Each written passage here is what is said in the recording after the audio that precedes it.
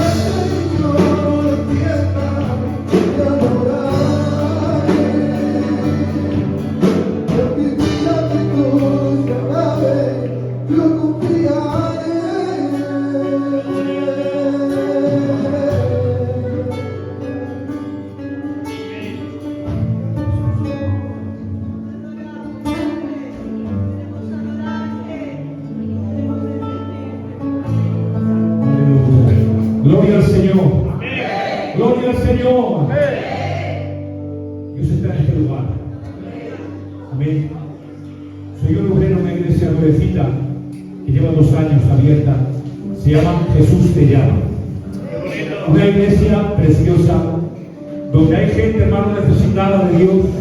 Hay gente que viene con problemas, aleluya, del mundo, con enfermedades del mundo, gloria a Dios, pero encuentra su refugio en el Señor. Amén. Mira, estaba leyendo, cuando estaban los hermanos cantando la alabanza, aquí un salmo. Le he dicho a mi consuegro, vuestro pastor, mi consuegro, le he dicho, vengo a acompañar a mi yerno, yo no venía a decir nada. Venía solamente a acompañarlo, me decía, tío, acompáñame a la iglesia. Digo, vale, pero yo no puedo hacer nada. Pero mira lo que dice el Salmo: alma mía, en Dios solamente reposa, porque de Él es mi esperanza. Dice, Él solamente es mi roca y mi salvación, es mi refugio, no resbalaré. En Dios está mi salvación y mi gloria, en Dios está mi roca fuerte y mi refugio. Esperaré en todo tiempo, oh pueblos, derramar delante de Él nuestro corazón. Dios es nuestro refugio. Mi refugio que no late, mi refugio no es el pastor, mi refugio no son los ministerios, mi refugio no lo tengo en el tiempo que viene, hermano, del Evangelio, ni en lo que tenga, hermano, de experiencia. Mi refugio lo tengo en Jesús de Nazaret, que es el único que nunca me falla, el que está a mi lado cuando estoy enfermo, cuando tengo problemas lo tengo a mi lado en cada momento. Él nunca me abandona. Aleluya.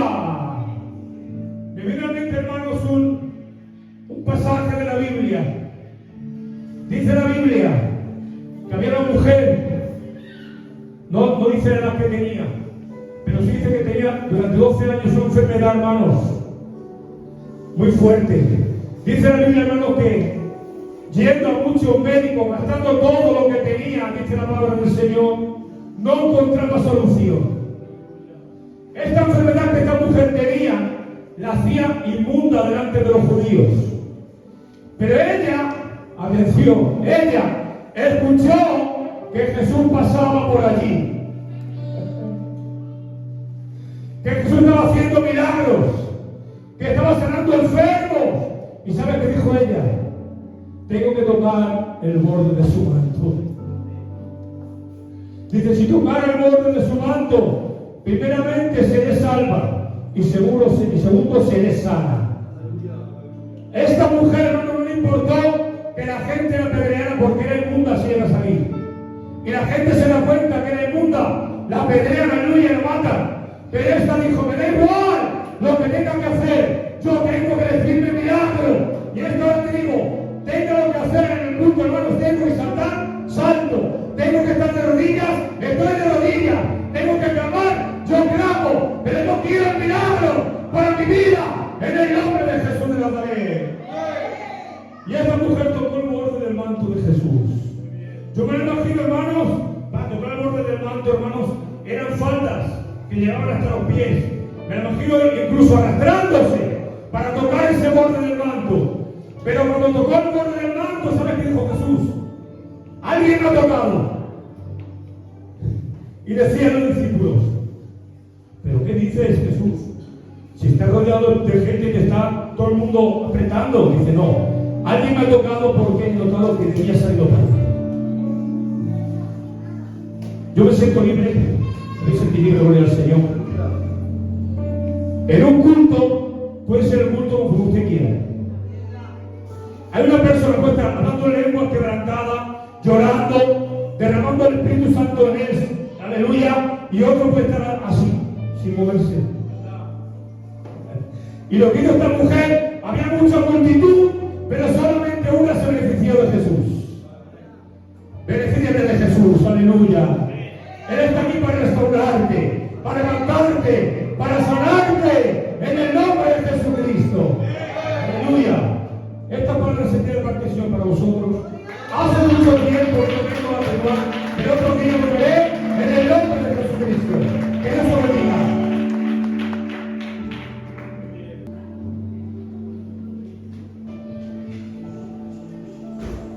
Alabado sea el nombre del Señor, iglesia. Reciban un saludo de parte del Señor, nuestro hermano Dani, cambiando de la iglesia de la Gavia. Y contento en esta tarde de estar con todos ustedes. Créanlo que hemos tenido impedimentos para venir a este lugar. Esta mañana a mi suegro se le rompía el coche. Y dice, bueno, vamos con el mío. En mi coche se han roto unos cables que no puedo echar gasolina. Y he venido para aquí esperando que Dios lo multiplique. Antes de venir aquí, mi suegra ha tenido que ir también a la farmacia, voy a tener una subida de presión. Pero creo que si hay impedimento es porque hay bendición del Señor. Estoy contento de ver a caras conocidas a mi hermano David, a Gary, a Dani, a mi hermano Dani, a Tanira, que es un matrimonio el cual amamos y respetamos. También te voy a vuestro pastor, Dios les bendiga. Y yo tengo en esta tarde un cacho de palabras del Señor. El hermano ha empezado el culto hablando de los problemas. Y yo tengo en esta tarde una palabra acerca del sufrimiento. Esta palabra va dirigida para todo aquel que haya sufrido, para aquel que en este momento esté sufriendo. Y si no está sufriendo, esta palabra también es para ti. Porque la escuela del sufrimiento es una escuela de la cual todos tenemos que aprender algún día. Es de una escuela en la cual ninguno estamos exentos. Y no quiero hablar solamente del sufrimiento, sino de la recompensa que hay detrás del sufrimiento. Este mensaje nacía de una pregunta que yo le hacía al Señor, que puede ser que usted también se haya formulado alguna vez. Yo le decía al Señor, estando orando, Señor, ¿por qué sufro tanto? Si soy tu hijo, te he aceptado como mi Dios, intento abstenerme de las cosas del mundo, intento agradarte. Cada día con problemas bajo a la iglesia y te adoro. Y aun a pesar de eso, parece ser que sufro igual o de más manera de los que viven en el mundo. Te tengo que hacer una pregunta, Señor, ¿por qué sufro tanto? Y si el Señor nos pudiera contestar en esta tarde a esta pregunta, nos contestaría como aquel padre que contesta cuando un hijo le hace una pregunta con inocencia. Y le diría, hijito mío, nunca te prometí que no sufrieras. Y tampoco te prometí que la enfermedad no llegara a tu vida. No te prometí que la pérdida llegara a tu casa. No te prometí una vida color de rosa, pero sí te he prometido algo. Que detrás de todo el sufrimiento te espera una gran recompensa. Y de eso es de lo que quiero explicarme esta tarde. Disculpar a mi hijo. Somos una iglesia pequeñita y está como si estuviera de venidor. Le dijo el Señor a sus discípulos, sabiendo que su partida estaba cercana. Dice el Evangelio según San Juan, capítulo 15, si a mí me han aborrecido, a vosotros también os van a aborrecer. Si a mí me han perseguido, a vosotros también os van a perseguir. Y dijo el Señor, porque el siervo no es más grande que su Señor.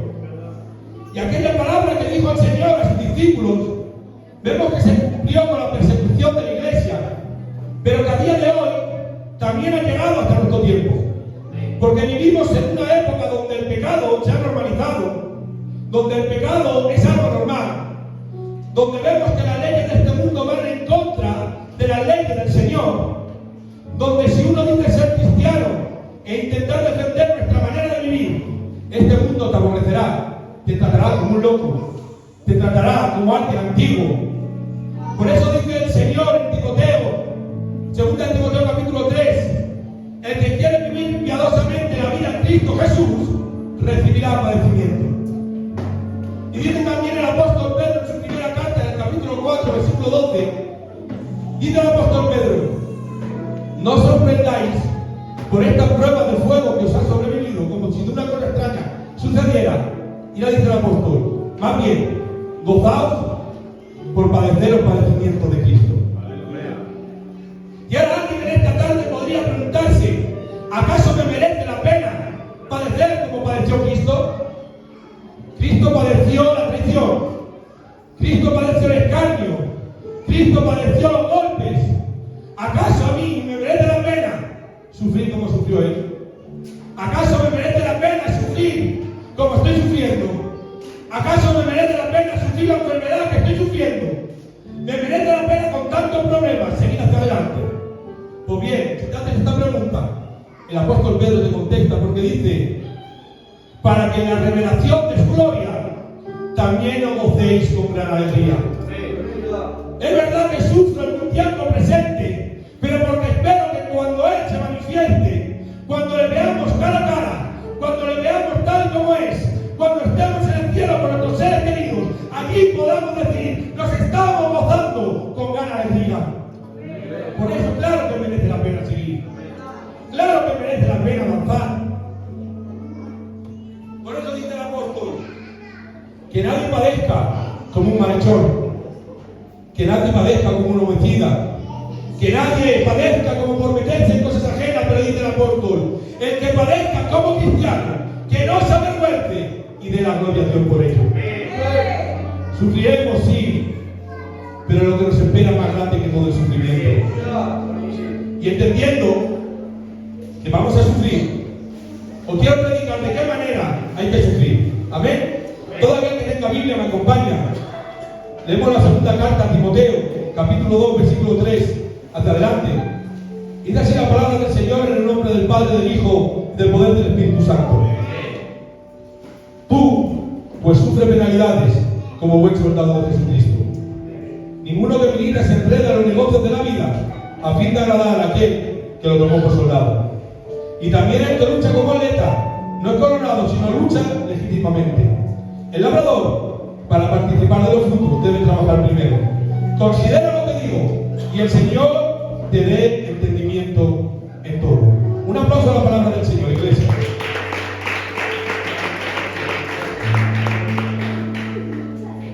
Empieza el apóstol en el capítulo 2, diciéndole a sus discípulos Timoteo, lo que has oído de mí ante muchos testigos, esto encarga a hombres fieles que sean idóneos para enseñar también a otros.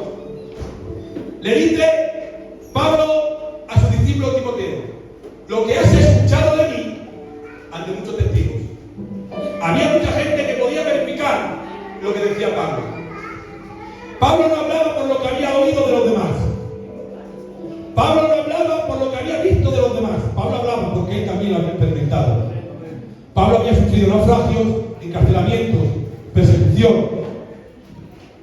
Pero Pablo le está diciendo a Timoteo, Timoteo, si te hablo de esto, es porque lo he vivido. Y qué bonita iglesia que podamos hablar de aquello que vivimos. Que no hablamos de lo que hemos visto en los demás. Y recibes el consejo de alguien que te quiere. No vivas de las experiencias de otros. Ten tus propias experiencias con el Señor. Ten tus propios encuentros.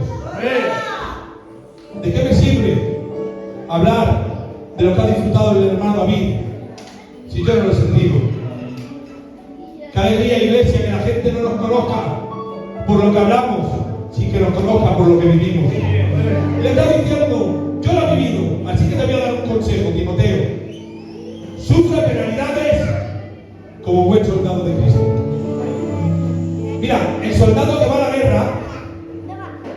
sabe de antemano que va a haber cosas que no desea ver, que va a sentir cosas que no desea sentir, que va a recordar cosas que no desea recordar. Pero este Pablo dice algo tremendo. Dice, sufre penalidades como buen soldado de Cristo para agradar a aquel que te tomó por soldado. No sufras para llevarte tú el reconocimiento, Timoteo. No sufras para llevarte tú la gloria, Timoteo. Sufre en tu manera de vivir para agradar a aquel que te tomó por soldado. ¿Sabes lo que pasa? Que muchas veces, iglesia, nos gustan mucho las medallas.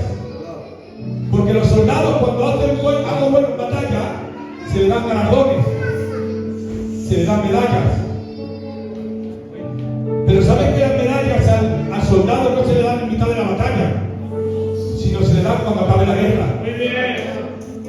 ¿Sabes que el Señor tiene galardones preparados para nosotros? Pero te tengo que decir que no es en mitad de la batalla, es cuando acabe la guerra. Cuando estemos en el cielo, aquí es cuando recibirán los galardones. Pero mientras estemos aquí, la gloria sea solo para Él.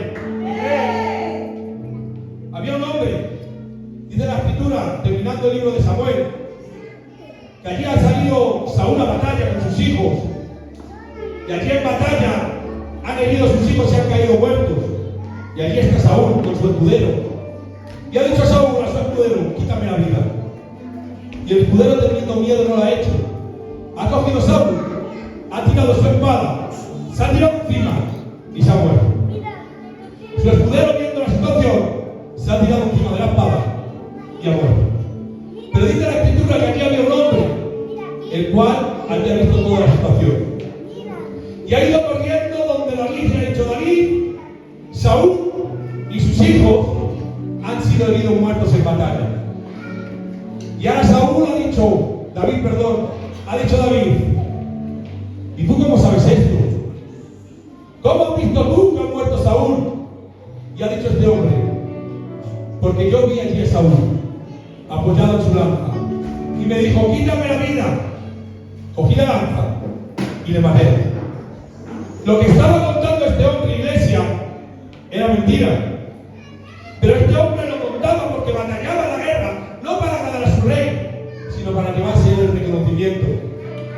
Y tengo que decirte algo: aquel que quiere agradar a los hombres buscará el reconocimiento, pero aquel que quiere agradar a Dios buscará la obediencia. El que quiere agradar a Dios le da igual a los cargos, lo que le importa es la obediencia a Él. Por eso Saúl, cuando Dios lo desecha porque no ha matado al rey de Amalek, es verdad que llora, pero le tiene que decir al profeta: pero justifícame delante de los ancianos. Porque no quería agradar a Dios, quería el reconocimiento.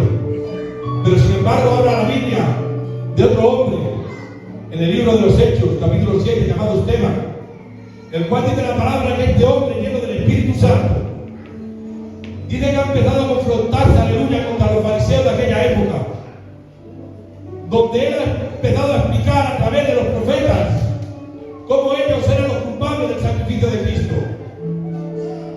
Y ahora, no pudiendo ellos con él, levantando falsos testimonios, dice que le han llevado hasta la muerte. Y estando Esteban a punto de morir, haciendo una petición al Padre de que lo perdone, dice que ha mirado al cielo y ha visto el cielo abierto, a Dios en su trono y a Cristo a la derecha. Mira, cuando uno se pone de pie, es señal de reconocimiento y señal de respeto. Por eso cuando aparece un rey, la gente se pone de pie en señal de respeto y en señal de reconocimiento. Llevándolo a nuestro pueblo, cuando un hombre anciano, un hombre de respeto, te viene a saludar y estás sentado, te pones de pie, símbolo de respeto y símbolo de agradecimiento. Bien, pues dice la Escritura, hablando de que a Dios le agrada la obediencia. Dice en otra versión que cuando Esteban iba a morir, dice que miró al cielo, vio el cielo abierto, vio a Dios en su trono, dice la palabra, y vio a Cristo de pie. Le agradó tanto al Señor la obediencia de Esteban hacia la muerte, que aun estando en su trono se tuvo que poner de pie y decirle a Esteban: Esteban, me agrado de ti. Yo no sé cuántos en esta tarde quieren agradar al Señor. Si quieres agradar al Señor, te tengo Vive en obediencia. Vive en obediencia en el nombre de Jesús. Aquel hombre que buscó el aplauso del rey. Dice la palabra que dijo David: matadlo. Porque tengo que decirte algo, el hombre paga muy mal. Sin embargo, tenemos a uno que es el que mejor paga en el nombre de Jesús. Sigo. Hay soldados que cuando vienen de la guerra vienen con cicatrices, vienen con heridas que aún sangran, heridas que aún duelen. Y hay reuniones donde se juntan y cada uno cuenta su experiencia y cada uno cuenta su dolor. No solamente heridas físicas, sino también heridas del alma. Pero en estas reuniones también hay veteranos de guerra, los cuales ya no tienen heridas, tienen cicatrices de unas heridas que antes tuvieron. ¿Y saben qué hacen los veteranos de guerra?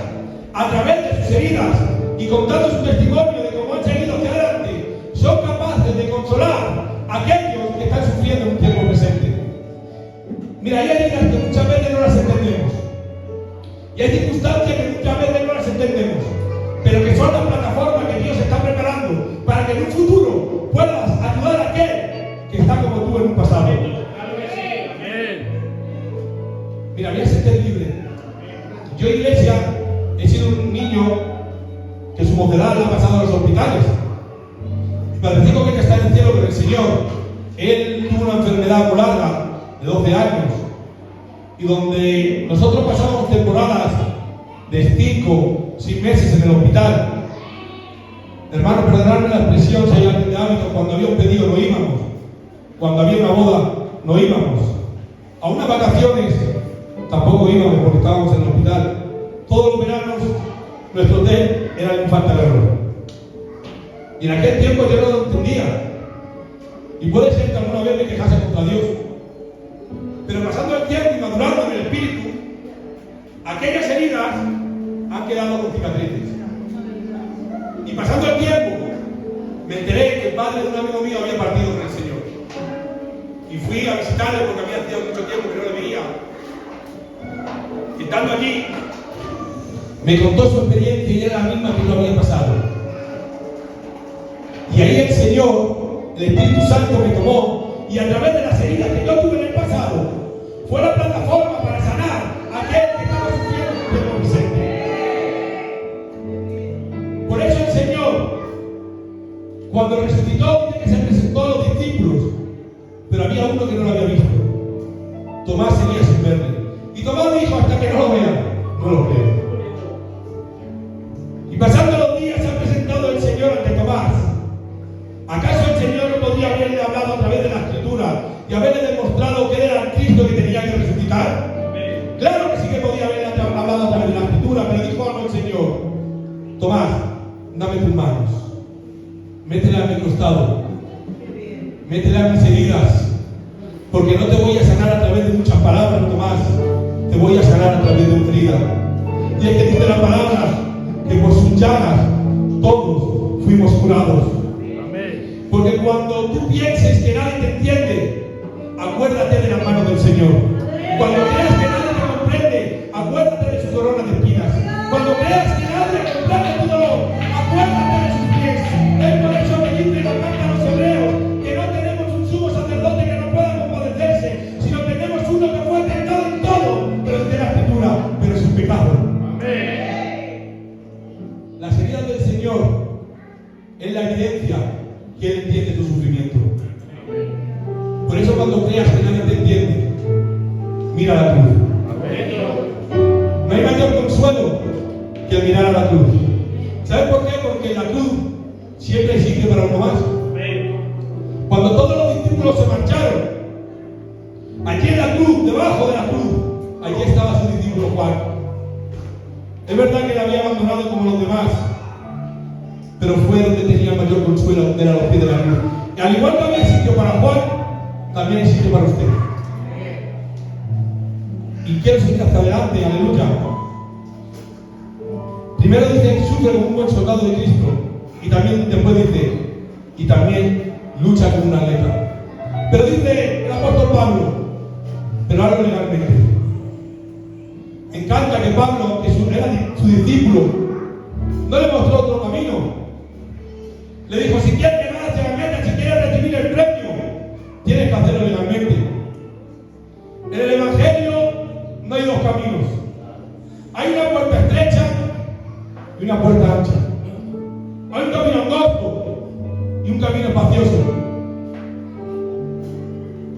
En la vida cristiana no hay atajos. ¿Sabes que la puerta del tabernáculo era una palabra griega que quiere decir el camino? Si el sumo sacerdote quería llegar hacia la presencia del Señor, sí o sí tenía que pasar por la puerta que va del camino. El Señor nos ha dejado un camino. Es verdad que manchado de sangre, porque dice la Escritura, todo aquel que quiera seguir en pos de mí cada día, coja su cruz y sígame. ¿Hacia dónde hay que seguir al Señor? ¿Hacia el palacio? ¿Hacia donde estaba Herodes? ¿A donde estaba el disfrute? No. Al Señor hay que seguir hasta el Calvario. Tengo que decirte que esto no es un juego para niños, que un día no se puede tener el pie adentro y otro día el pie afuera, no. Esto es un camino, aleluya, que si lo has tomado, tienes que saber que puede haber una gran bendición, pero si lo conoces y lo abandonas, puede haber una gran consecuencia.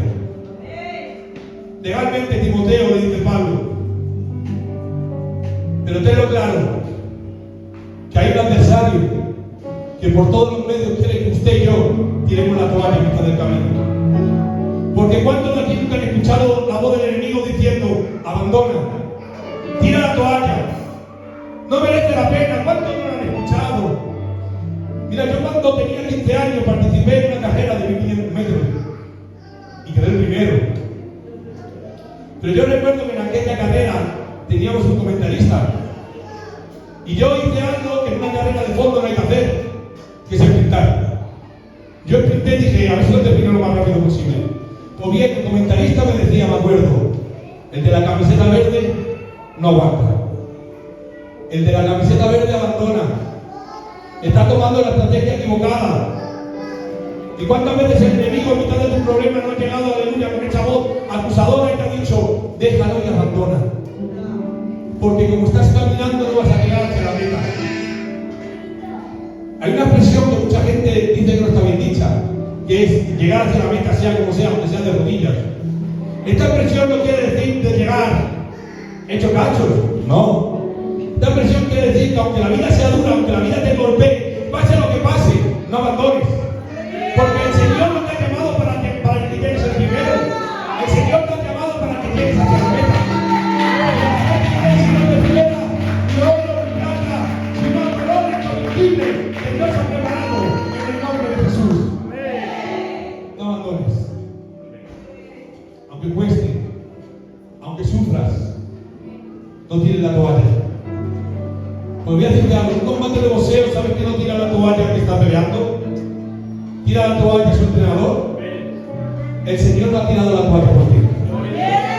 Aunque tú creas que el Señor ya te ha dado de lado, que el Señor no te puede perdonar otra vez, que has tropezado con la misma piedra, tengo que decirte que el Señor no ha tirado la toalla.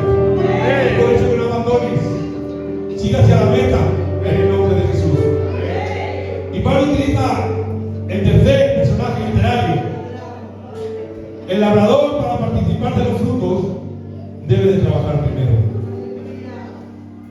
Hay algo, iglesia, que nunca va a cambiar, y es la ley de la siembra. Si uno planta naranjas, recogerá naranjas. Si uno planta patatas, recogerá patatas. Mira, yo mi trabajo para cobrar la nómina, cuando cobro la nómina, cobro por el tiempo invertido. Según el tiempo que invierta, así después cobro. Si trabajo 5 horas, cobraré como 5 horas. Si trabajo 50, cobraré como 50. ¿Qué ha pasado en nuestro día a día? Queremos sembrar un poco, pero queremos recoger mucho. Queremos con un culto de 1 hora recoger como si hubiéramos estado 10 horas encerrados en la habitación. y así no se puede. No quieras recoger algo que no has sembrado. Amén. ¿Quieres que Dios te utilice? Tienes que sembrar tiempo de oración. ¿Quieres tener palabra para saber aconsejar?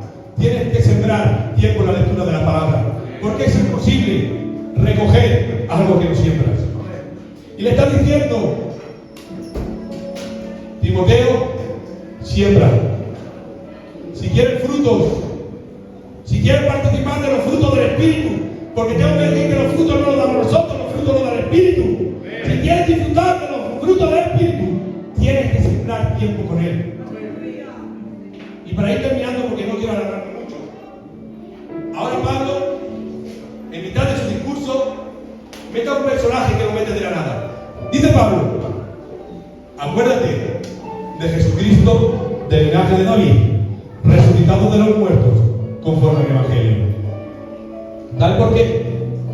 Porque si alguien tiene que ser nuestro referente, es el Cristo. Aunque tengamos el mejor pastor como vosotros lo tenéis, Él no puede ser nuestro referente. Tiene que ser Cristo. El referente de nuestras iglesias tiene que ser Él. Porque Él también sufrió. Pero no sufrió, aleluya, porque Él lo mereciera. Él sufrió por usted y por mí. Él sufrió el escarnio que usted y yo debíamos de sufrir. Él ocupó el lugar que usted y yo deberíamos ocupar. Porque acaso Cristo con un chasquido de sus dedos no podía haber deshecho a todo el ejército romano. Porque cuando Pedro arranca la oreja, le dice el Señor, ¿acaso no puedo yo llamar a mi Padre y que me mande ángeles? ¿Acaso el Señor, siendo todopoderoso, no podía haber deshecho a todo el ejército romano? Pues resulta que no lo hizo por amor hacia usted y hacia mí. Porque entre la cruz y entre su brazo extendido esperando que fuera clavado, había algo que tenía, aleluya, que clavar en la cruz. Algo que a usted y a mí nos acusaba, algo que a usted y a mí nos apartaba de su presencia. Allí entre el madero y entre su brazo se encontraba el acta de decreto que nos era contraria. Por eso Cristo sufrió por usted y por mí, para quitar, aleluya, el pecado que nos acusaba y abrir un nuevo camino, acceso ante su presencia, en el nombre de Jesús. Amén. Cristo vio que el sufrimiento era mayor, mejor dicho, que la recompensa era mayor que su sufrimiento, porque dice la Escritura que viendo el fruto de su aflicción quedó satisfecho. El fruto de su aflicción es usted y también soy yo. Porque Él nos dio todo y entregó todo para que un día usted y yo podamos estar con Él en el nombre de Jesús. Por eso la palabra que tengo en esta tarde, no sé si hay alguien aquí que esté sufriendo, no sé si hay alguien en esta tarde que esté pasando por un desierto.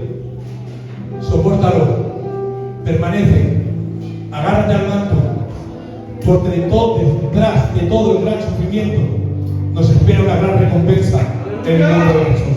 Espero que lo que tenía para la iglesia, y luego otra vez, a ver,